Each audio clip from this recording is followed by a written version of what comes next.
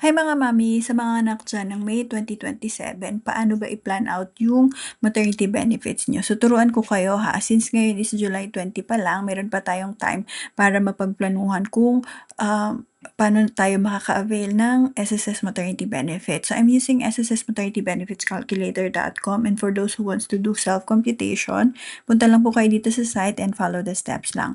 So yung sa step number 1 natin, ilagay nyo lang yung member type nyo, which is ang gagawin natin is yung voluntary member. If you have other categories, then select nyo lang kung anong categories nyo.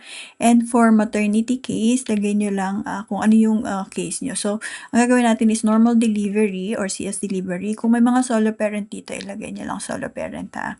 Yan. And then, for step number 2, ilagay nyo yung EDD nyo. So, ang gagawin natin is for May 2027, show qualifying period. Ang qualifying period natin is January 2026 to December 2026. So, you need to have at least 3 months posted contribution para mag-qualified kayo. So, sa step number 3 naman, lagay nyo lang kung ano yung MSC or total contribution nyo. So, for step number 3, lagay nyo lang from qualifying period nyo na lalabas from your EDD na nilagay nyo dito. January 2026, and example, 750. And then, let's say, other months, wala kayong hulog.